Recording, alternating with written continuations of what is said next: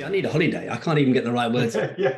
If we were athletes, then actually taking the downtime would be part of our routine. That would be part of our job. Our policy about holidays is that we don't have a policy.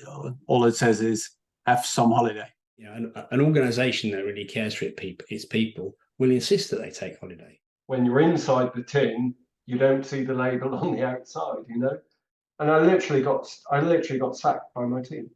They take that ownership so seriously that they forget to switch off. They forget to also let go from time to time. And okay, well, maybe we don't need that report. Maybe we don't need that meeting. Maybe we don't need that level of sign off. Maybe just trust our people. 99.9% of other organizations look at this as a bunch of oddballs. We have to remember that the only reason we're having this conversation about holidays is because of legislation. Because I think if you don't make it explicit as an organization, we're all drifting into that always being switched on mode. Welcome everybody to this holiday special of Work Punks. Today we have Ben Simpson, Colin Newlyn and myself, Paul Jansen, to, as usual, talk about work-related practices. And what better topic in the month of August than talking about holidays? Colin, why don't you kick us off on why holidays are actually important? Yeah, sure. I mean, I think we know that we all need to rest and recover to be at our best, and we definitely need a spell away from everything, in my view, to really have some proper downtime. Let our minds relax our bodies as well. And particularly, I think, even more so today with the, increasing levels of stress and the time people have to work. We can see people are burning out more and more. Whether that's the technical term of burning out or just feeling like they're just getting exhausted. So without that break to replenish, I think people just end up keeling over really, and also become less productive. There's as you run out of energy, you just end up working more and more slowly. Well, should that be slower and slower? Yeah. See, I need a holiday. I can't even get the right words. Yeah. Well, it's clear that you're not on a holiday yet. Obviously, Ben and I are pretty much in holiday mood. So we feel sorry for you that you haven't had your trip yet, but we know it's coming up. There's different approaches, aren't there, as to the importance of holidays, and different attitudes. So we know that in the US, people famously don't get very much holiday. And in Europe, they seem to be having a public holiday every week in the summer. I didn't know there were so many saints, to be honest. It almost makes you want to be Roman Catholic. And in the UK, we're sort of somewhere in between. We generally have, quite decent holiday provision. We have a few public holidays, but there is that sort of US pressure to keep working and to not take too much time off. I don't know. Europe seems to be more productive, and generally people in Europe are happier than we are. So it seems that breaks like that are productive. It just brings me back to the thing I often say about, if we look at the science behind what you need to do to make people perform at their optimum, we wouldn't design work the way we do. We know we can't work flat out for 8 hours a day. We know we don't work 5 days a week because we tend to pretty much do 3 days peak and then tail off. So what makes us think we can work 52 weeks of the year, or even 46 weeks of the year? Yeah, if we were athletes, then actually taking the downtime would be part of our routine. That would be part of our job. And I think that should still be true for people who work in offices or factories or whatever. And also in nature, like nothing is in that sort of explosive period of growth and vitality that we see in springtime, with all the greenery just, going bonkers. And there's a time for rest and hibernation, and all of these things are, if we look around in the outside world, I often say there's lessons to be learned, and we, just because we can do it in the spring for two months, we shouldn't try and extrapolate that over 12. It's not going to make sense. We're going to end up in an early grave. it's pretty undisputed that holidays are good for you to replenish your energy levels and your creativity. Also, for a lot of people, they come actually have the best ideas when they're away, and some organizations really have decided therefore that they want to approach the whole holiday conundrum very differently, right? Because they actually, as you said, Colin, if you were to redesign how you work, how would you do it differently? Well, that's what those organizations have done, isn't it? So Netflix being a very well-known example of where they essentially said, look, we are not going to have a holiday policy anymore. Our policy about holidays is that we don't have a policy. All it says is have some holiday. That didn't come without the challenges, though, even though it has come with an awful lot of benefits. I think one challenge is essentially that people actually take less holiday than more, ironically, because they feel peer pressure to keep delivering and keep sort of fulfilling the promise that perhaps they've made, or the expectations that have been set, or maybe they just feel that they come with the inherently implicit belief that working hard and making long hours is the best way to express that you add value to the organization. And in the absence of a clear policy of how many holidays is acceptable, people are on the cautious side and take not many at all. But there were also examples where actually the holidays were taken, well, they got a bit out of control, or at least in certain organizations, don't know whether that happened at Netflix, but there were certainly organizations that also adopted this policy, and all of a sudden people found that, for instance, I don't know, people in the finance department at year end, which should be the most busy period of the year, some colleagues thought, well, great, I'm off on a skiing trip or whatever. See you in a couple of weeks. And clearly that didn't go down particularly well either. So how has Netflix made this work? First and foremost, the leaders have to set the right example in terms of really taking holidays regularly, frequently, in a very transparent way, because their behaviors, and I think we must have landed at this theme in every single Work Punks episode, that what leaders say and do sets the tone for the rest of the organization, and it's no different when it comes to this. So they need to set that example ultimately, that it's healthy to take holidays and that the organization really means it. So that's one thing. And secondly, also that there are horses for courses, and within teams and within departments and within parts of the organization, you have to agree with each other and with yourself how you can make this work best. Because yes, obviously you don't want to say from one day to the next, or from tomorrow I'm away for 4 weeks, guys. I don't care about the agreement with the client that we had, or the budgeting cycle that needs to be finished on time, all that sort of stuff. No? It's all about making sure that everybody is in tune with each other and together agrees to deliver on their objectives. So that's how Netflix say they've made it work. Do we know of any other organizations that had good or bad experiences with no holiday policies? Well, I'm just going to pick up on that Netflix thing, because I think there is a difference between what Netflix professed is their culture and what is actually happening on the ground. And so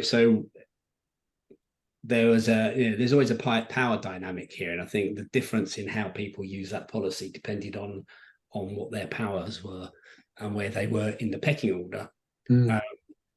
And those at the bottom were the ones that weren't taking holiday because they didn't feel they had enough, social capital, power, personal power, or whatever to do that. And I think that's always a big risk. It's, in theory, it's a good idea, but if it sits in certain cultures, it's not going to work very well.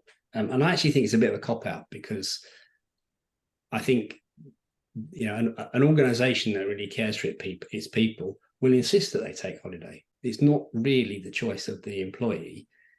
At some point, the organization's got to turn around and say, you need to go away and have a break, because it's not good for you to carry on working flat out. I mean, it's interesting, isn't it, that if you in grown-up organizations where people are treating each other like adults, they don't have to tell each other, to start at a particular time of the day and to finish at a particular time of the day, and to make sure that they do their best to deliver on what they promise and all the rest of it, because that's what you do, right? You're all in it together. But then for some reason you do have to tell someone to take holidays, which seems a bit bizarre. You should equally be able to say, well, I'm an adult. I want to go away for a while. I don't need somebody else to tell me that I should be going away for a little while. I'd flip it around a bit, and because what the sort of conversation I would have is we give you holidays for a reason, and that reason is so that you can go and enjoy yourself and have a complete break and be fresh and ready to work at your optimum for the rest of the period. So we expect you to use them, unless you've got a very good reason why you're not going to use them, then you should be using them. I mean, that still sits for me in the realm of, we pay you as organization, we pay you as an individual for work and non-work, and we tell you, we give you an indication of where that balance should lie. And if you take it slightly more revolutionary, I suppose you could argue that you say, well, we pay you for being part of our organization, and that's it. Yes, of course, we want you to join our team to make us successful or even more successful, la-di-da-di-da. But why do you have to go into specifics about which portion is work and which portion is non-work? I think partly because some people have to be protected from themselves, because they will work themselves, to a standstill. But that still feels quite patronizing, though, doesn't it? Well, yeah, I can see where you're coming from, but you may share the science with people. Say to them that to perform at your optimum, which is what we want from you. You need to take breaks of some sort, and the danger with leaving it to people to decide themselves is they often don't notice how not taking the breaks is affecting. They don't notice the impact of overwork, so they gradually, their performance degrades. Gradually, they start to have physical and mental health issues. Yeah, and then suddenly they've crashed and burnt. Yeah. So I mean, and I know we're talking about holidays here, but I'd extend it to insisting, telling people they shouldn't be working over the weekends. They should definitely be not, turning their emails off at certain periods, and they, and I know that's not the pervasive culture at the moment is not in that. It's more towards, people feel they should be working now, checking their emails, and that's all counterproductive. That's the stuff we need to get away from. And this idea that the way we can get ourselves out of, difficulties in terms of, poor performance or low, depressed profits or whatever is just getting everybody to work harder is absolutely false. That's a way to actually drive the organization to the ground even faster. I really like your challenge, Paul, and I wonder perhaps if there's another sort of lens to look at it through, that on the one hand you could have actually quite a dominating, power-driven conversation between two people in an organization saying, we pay you to work and have holiday. It's your responsibility to have your holiday. If you don't take it, I'm gonna whatever, X, Y, Z. But there's an entirely different sort of window to look at that through, that is as a human-centric and deeply holistic leader or co-worker or whatever, noticing those little differences, just as Colin mentioned, that when you're inside the tin, you don't see the label on the outside, and just taking people to one side, so you're doing great work at the moment, and this is really good, and that's really good, but I sense it might be taking its toll. Do you have some leave booked, or can you just take a long weekend and switch off between Thursday night and Tuesday, or whatever? So they're in effect saying the same things, but they're coming from a very, very different position. One is a position of power, and the other is, I'm there for you, I've got your back. I remember very vividly, I was working on a project, very, very high intensity. I was leading a team, and one of the team came up to me when I arrived for work in the morning, and she said, "Ben," she said, "we've all had a conversation." I said, "Oh yeah, this is going to be interesting." Mutiny in the ranks, and she said, "Yeah, we've had a conversation, and we don't think you're terribly well." And I was working up on the Humber at the time, living in Bath, and she said, "Just take as long as you need to, just to delegate everything, and we're all here waiting. Everything that you've got that that will hurt if it doesn't progress, and get yourself home. And we don't want to see you till you're feeling better." And I literally got sacked by my team. Now, how did that make you feel? Well, it was a bit of a shock. It's never happened to me before, Paul, if I'm being honest with you.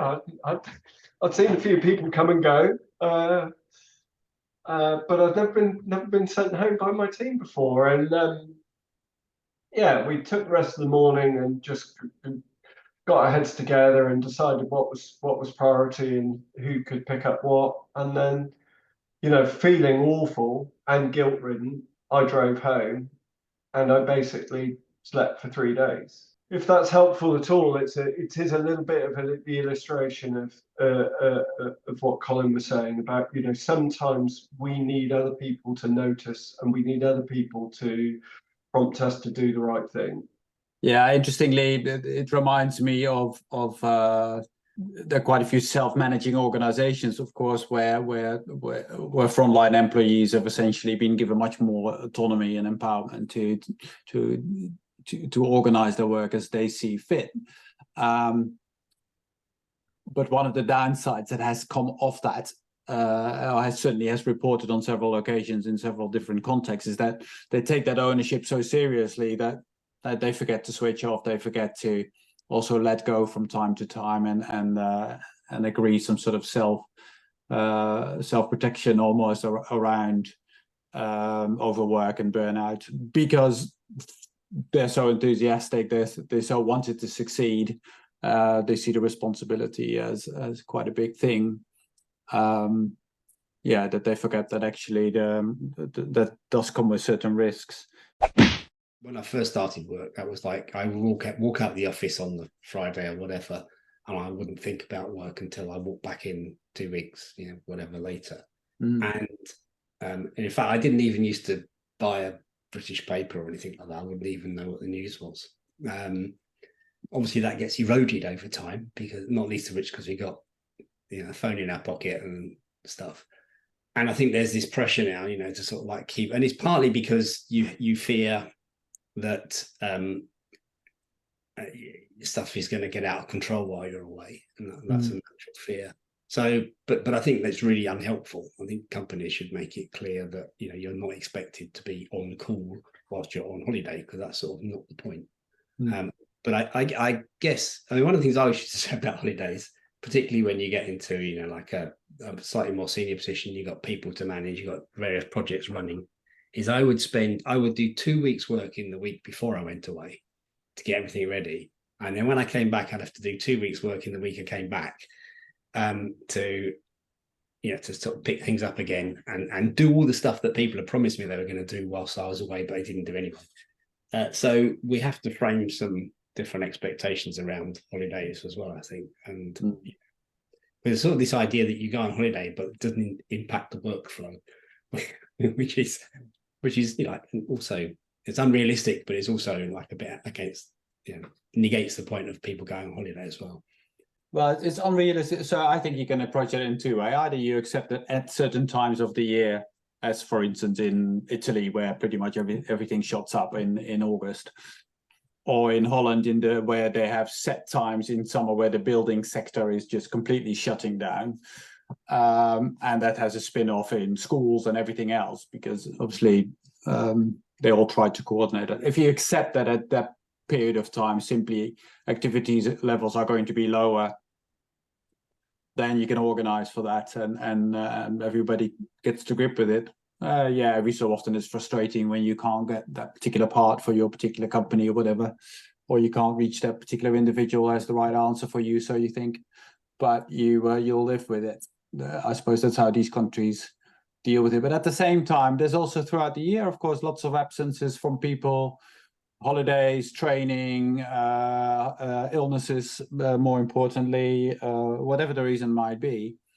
So ideally, your teams should just accept that the reliance on individuals should be mitigated as if at all possible, and you should have at least, or you should try at least to have some backups and some buddies that reduce the single person exposure, I guess, shouldn't they? Yeah, I'm firmly of that view. I think in so much as when you are short of people, perhaps that's a bit of a gift, in a number of ways. So it's a great developmental opportunity for people to step up, and then the flip side of that is the person that's always checking their emails while they're away. Actually, if they've made it clear that who is going to pick up what in their absence, that's a huge demonstration of mistrust in those individuals and could actually be quite damaging. So I think setting people up for success, and I completely agree with you, Colin, that does mean doing 2 weeks work in your life in the week that before you won't go away on holiday. But it's really important setting people up for success so that they feel stretched but comfortable in taking on different levels of responsibility or tasks that aren't quite as familiar to them.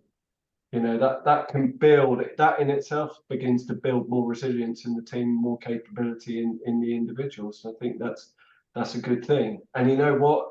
In August, if we say on balance we're 20% down in terms of people who are involved in work because of school summer holidays, etc.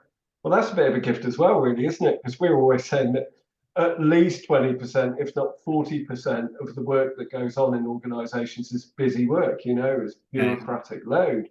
So what better than the experiment of August each year to say, okay, well, maybe we don't need that report, maybe we don't need that meeting, maybe we don't need that level of sign-off, maybe just trust our people to get on with the job, and we'll review it in September and see what we take forward into business as usual. So I think maybe for more enlightened organizations who are seeking more autonomy and higher trust, actually maybe August is a bit of a gift because it can be an experiment. Maybe I don't know what you guys think about that. But I went on holiday once, and I had this person who'd been working for me that long, but he was sort of like, so I said, well, you can pick up, my emails and sort stuff out. Should be fairly quiet. I said, it was the last couple of weeks in August, nothing much going on. And whilst I was away, they brought the budget round forward. So he got all the budgets and forecasts stuck on his desk. And to give him credit, he said, so I got back and he said, I've had 10 days of hell putting these budgets and forecasts together. I hope I've done it okay. And he'd never done anything like it before. He'd never really sat down and had to do that with a spreadsheet. But he did a okay job. Nothing that couldn't, actually pretty good for someone who'd never done it before. Today, he spends most of his time doing business cases, working with people on the numbers. It's a complete part of his skill set that he didn't even know he had until he got thrown into that situation. So it is a great development opportunity, isn't it? When people are when you basically share your responsibilities with others. even if it is only for a period of a couple of weeks when you're planning to be absent. So nobody in that sense is irreplaceable and shouldn't be ultimately, because we can all be getting under the proverbial bus or what have you. No one is infallible. So so in that sense, as you know, I'm from Holland. I used to go on holiday for 3.5 weeks, and that was normal. Exactly for that reason that you described. You need a little bit of time to unwind. You need a little bit of time to start thinking again about and really feel keen to get back to work, which to be fair, a lot of people in our 2-week windows, which is pretty much the norm here in the UK, is pretty rare, I think. But should we go in the direction of some of the Southern European countries where we mandate long holidays, where we make laws about do not disturb, essentially laws around not being harassed with emails out of hours and stuff like that? How do you see that? Or should we leave it to organizations themselves to see the light? First of all, I agree with all of those policies. I suppose the issue then is, should you leave it to organizations or do you legislate for it? And generally you legislate when organizations aren't doing it. So I think there is a case for considering some legislation around here, because organizations are not doing it. It's a bit like the 4-day working week experiment, isn't it? I mean, it's for some organizations who are brave enough to go down that route. They're seeing great results. They see no reduction in productivity. They see greater engagement with their workforce. They find it easier to recruit new staff. But still, 99.9% of other organizations look at this as a bunch of oddballs, and they're all mad, and it's never going to work. And you probably could expect the same response from organization when it comes to more radical holiday policies, right? We have to remember that, I wouldn't mandate for something like the 4-day week, but we have to remember that the only reason we're having this conversation about holidays is because of legislation. In fact, the only reason we have a weekend is because of legislation. So, organizations, it would be great if every organization would do this stuff out of, enlightened self-interest. But we know historically that doesn't happen. Sometimes they have to be told to do things. A bit like people have to be told to go on holiday sometimes. In general, I'm a much bigger fan of principles than I am of rules. That said, I think Colin makes a really, really valid point in terms of things are not going in the right direction in terms of people are working themselves to a point of ill health. So as a community, as a nation, maybe we need to take the responsibility to intervene, and the way that we can intervene is to legislate for it. Context for me is everything, and for some people, what works for them isn't what works for other people either. All I'm suggesting is that for me, I can take a very, very short break, for instance, go away bikepacking, and I'm immersed in a completely different world, and I will switch off far more in 3 days than I would do if I was sat on a beach for 3 weeks. Far, far more. You are totally immersed in a different world full of different opportunities, pleasures, challenges, rewards. And it is so immersive that I just don't give a second thought to anything that's going on outside that world, especially if it's a particularly sort of challenging route. I generally need a week's holiday when I get back, I have to say. But you know what I mean?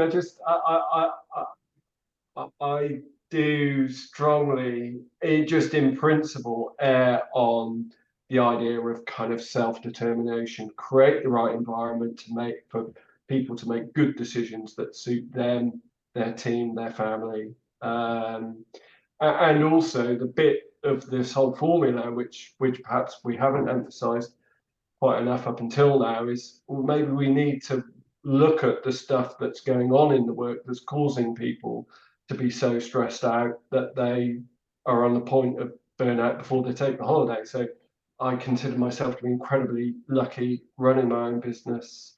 I have other responsibilities as well, but what I have is almost almost limitless flexibility and control. And that's largely what stops me being stressed out. I can be really busy, I can deliver loads of work, I can have competing priorities, but if I have full flexibility and full control, then largely I keep myself mentally well.